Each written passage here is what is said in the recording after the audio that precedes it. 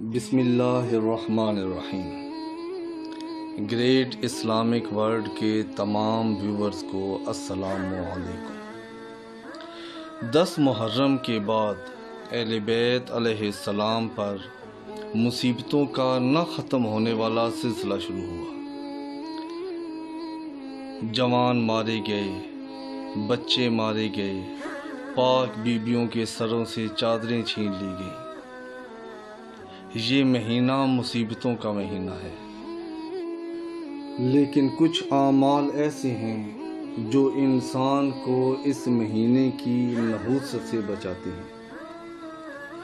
انسان جب کسی کے ظلم کا شکار ہوتا ہے تو یہ واحد مصیبت ہے جو دوسروں کی وجہ سے انسان پر آتی ہے، ورنہ باقی تمام پریشانیاں مثلاً اولاد کا دیر سے ہونا، رزق میں برکت کا اٹھ جانا، دعا کا قبول نہ ہونا وغیرہ، یہ ایسی پریشانیاں ہیں جو انسان کے اپنے گناہوں کی وجہ سے انسان پر آتی ہیں۔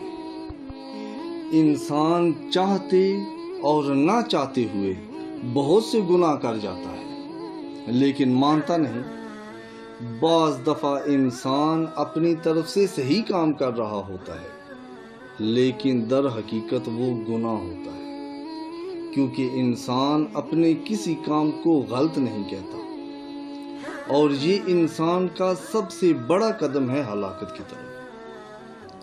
ہلاکت صرف یہ نہیں ہوتی کہ انسان نابود ہو جائے، بلکہ رزق میں برکت ختم ہو جانا، دعا قبول نہ ہونا، عبادت کی توفیق انسان کے ہاتھ سے چلے جانا، یہ سب ہلاکت ہی کی اقسام ہیں۔ دعائے کمیل کے ان کلمات پر غور کریں۔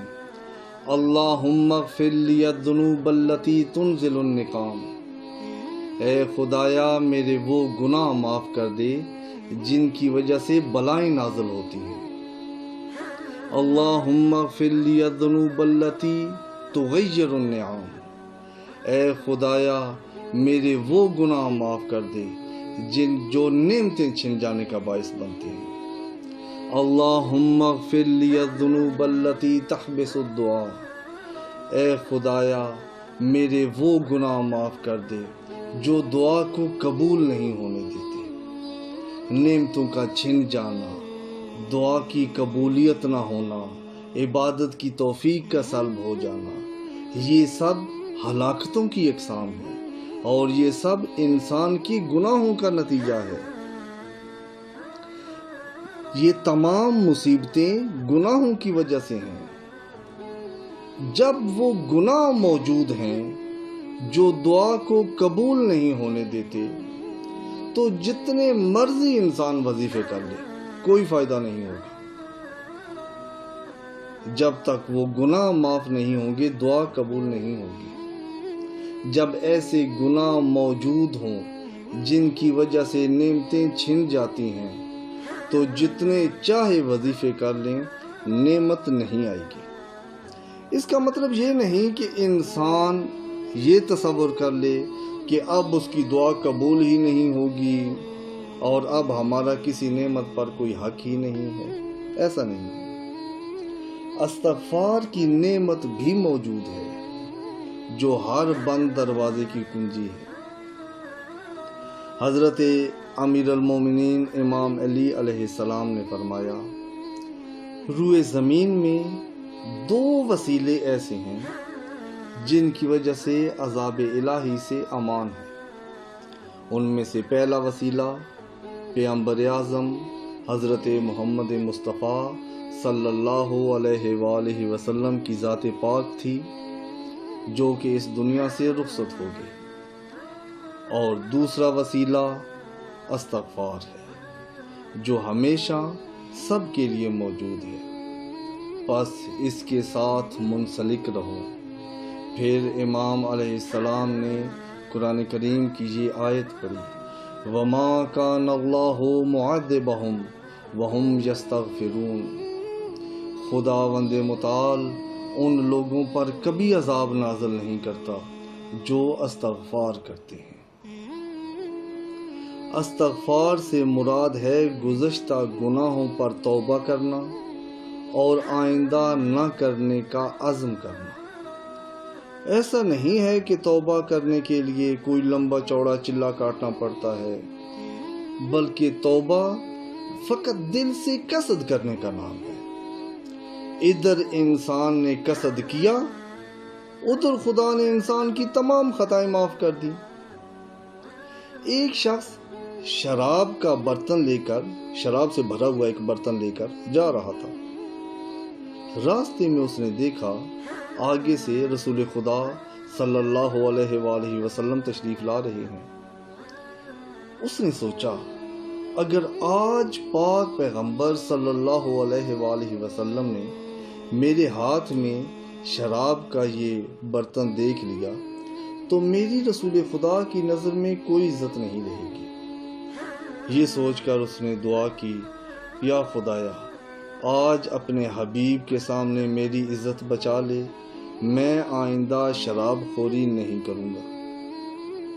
اتنی دیر میں پاک پیغمبر حضرت محمد مصطفیٰ صلی اللہ علیہ وآلہ وسلم بھی اس کے قریب پہنچ گئے، سلام کیا، حال و احوال کیا اور اس سے پوچھا یہ تمہارے ہاتھ میں کیا ہے؟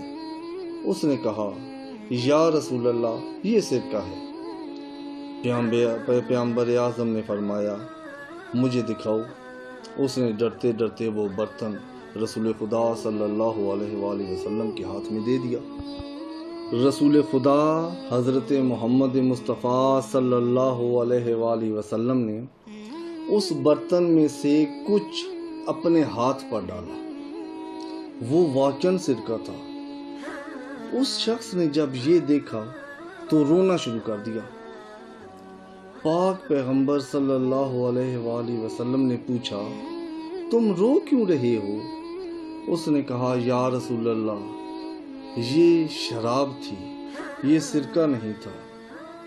جب آپ تشریف لا رہے تھے میں نے یہ برتن ہاتھ میں پکڑا ہوا تھا، اس وقت مجھے آپ سے شرم آئی، میں نے خداوند متعال سے دعا مانگی کہ خدایا اپنے حبیب کے سامنے میری عزت بچا لو، اور میں نے جھوٹ بولا تھا کہ اس میں سرکہ ہے، لیکن خدا کی قدرت کے اس میں سرکہ ہی نکلا۔